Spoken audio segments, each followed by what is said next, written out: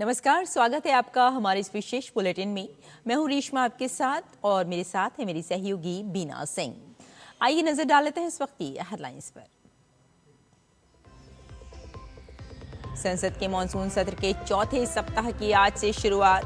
दोनों ही सदनों में अहम विधेयक सूचीबद्ध। लोकसभा में पेश होंगे ट्रिब्यूनल सुधार विधेयक 2026 समेत 4 अहम विधेयक।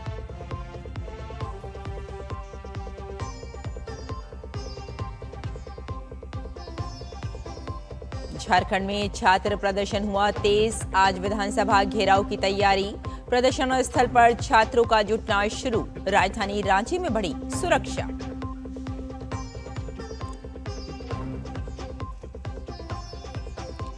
प्रधानमंत्री नरेंद्र मोदी ने कॉमनवेल्थ गेम्स के पदक विजेताओं से की मुलाकात। शानदार प्रदर्शन करने वाले खिलाड़ियों के सुने अनुभव। कहा, खिलाड़ियों के बेहतरीन प्रदर्शन से बढ़ा देश का मान।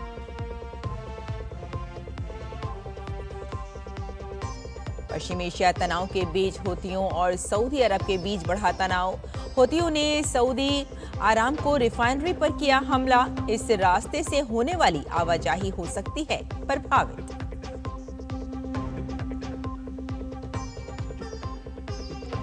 और विश्व जैव ईंधन दिवस आज। ऊर्जा चुनौतियों के खिलाफ बायोफ्यूल बना कारगर विकल्प। प्रधानमंत्री के नेतृत्व में शुरू हुए ग्लोबल बायोफ्यूल अलायंस से जुड़ चुके हैं अब तक 34 देश।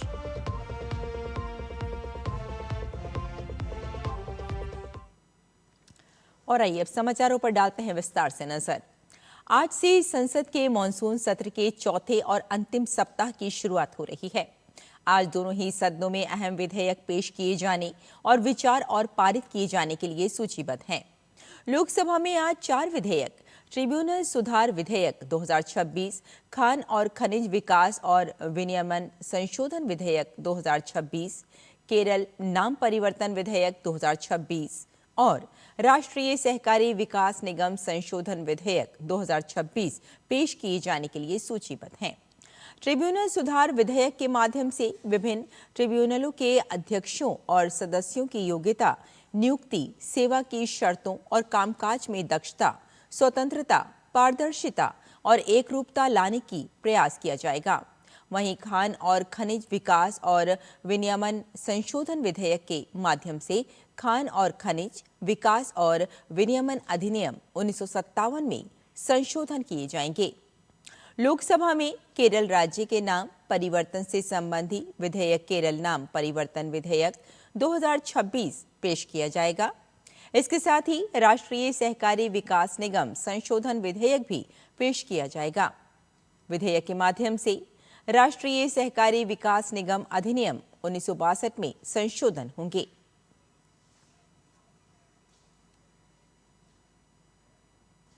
वहीं राज्यसभा में आज 2 विधेयक विचार किए जाने के लिए सूचीबद्ध हैं। उच्च सदन में बैंकर बही साक्ष्य विधेयक 2026 और कराधान और अन्य विधियां संशोधन विधेयक 2026 पर विचार किया जाएगा। वित्त मंत्री निर्मला सीतारमण की ओर से प्रस्तावित बैंकर बही साक्ष्य विधेयक के माध्यम से बैंकरों की बही खातों से संबंधित साक्ष्य के लिए कानून बनाने और इसे आज के डिजिटल बैंकिंग तौर तरीकों के अनुरूप बनाने तथा उससे जुड़े या उससे संबंधित मामलों के अनुरूप बनाने का प्रस्ताव है। वहीं कराधान और अन्य विधियां संशोधन विधेयक 2026 के माध्यम से संदाय और निपटान प्रणाली अधिनियम 2007 और आयकर अधिनियम 2025 और वित्त अधिनियम 2026 में संशोधन का प्रस्ताव है।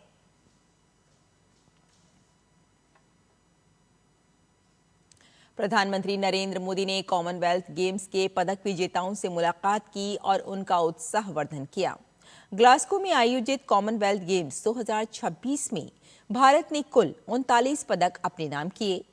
भारत पदक तालिका में चौथे स्थान पर रहा।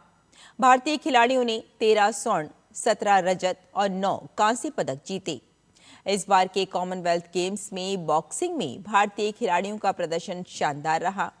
भारत ने 7 स्वर्ण और 3 रजत पदक अपने नाम किए।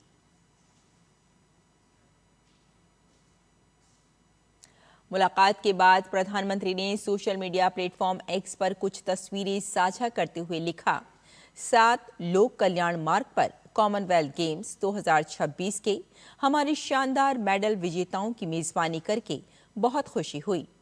गेम्स के दौरान उनके अनुभवों के बारे में सुना। उन सभी ने अपने बेहतरीन प्रदर्शन से देश का मान बढ़ाया है। उनकी सफलता कई युवाओं को प्रेरित करेगी। प्रधानमंत्री ने खिलाड़ियों से गेम्स के दौरान उनके अनुभवों को सुना और उनके उत्कृष्ट प्रदर्शन की सराहना की।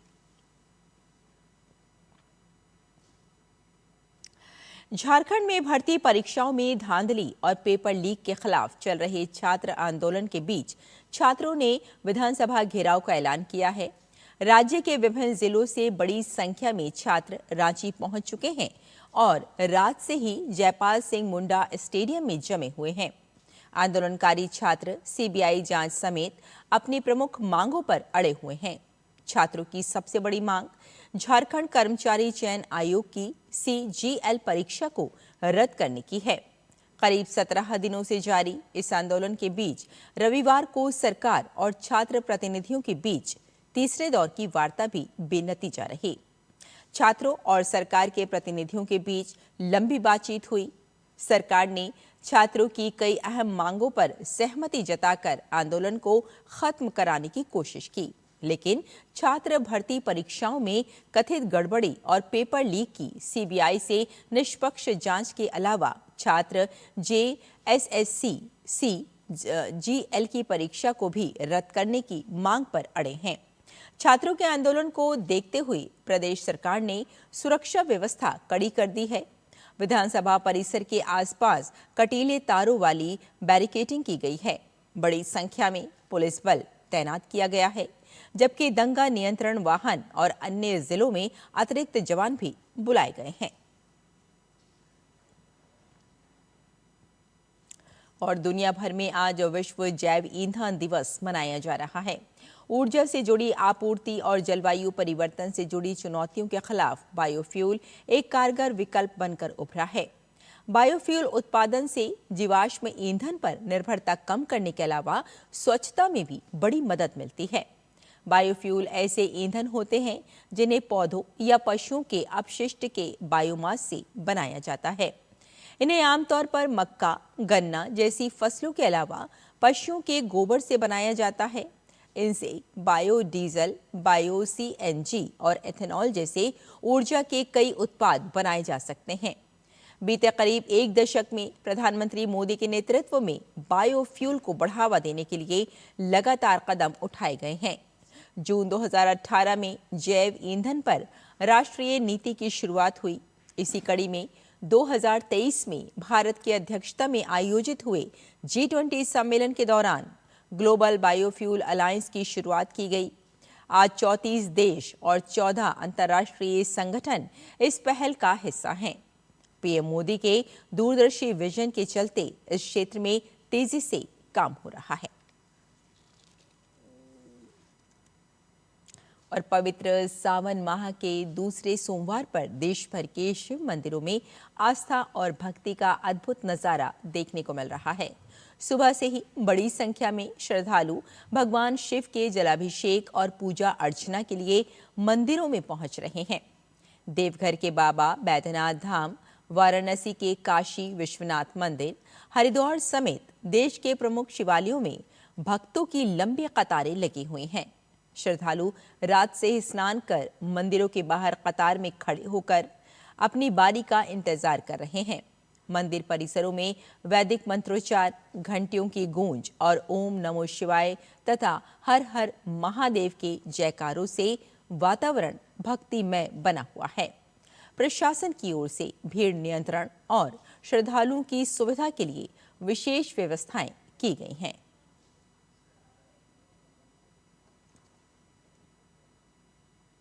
पश्चिमी एशिया में जारी संघर्ष के बीच सऊदी अरब और यमन के हूती के बीच टकराव एक बार फिर तेज होता दिखाई दे रहा है।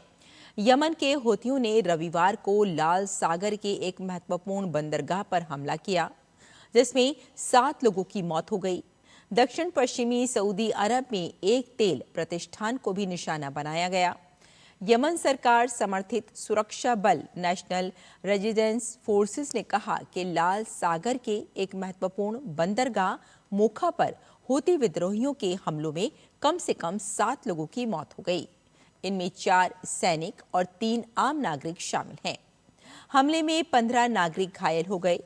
यमन के सूचना मंत्रालय के अनुसार हूतियों ने बंदरगाह पर मिसाइल और ड्रोन से हमला किया।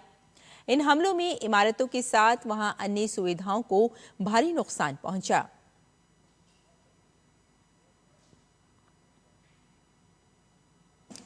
तो हमारे इस विशेष बुलेटिन में फिलहाल इतना ही। मुझे और मेरी सहयोगी बीना सिंह को यहीं अनुमति दें। नमस्कार।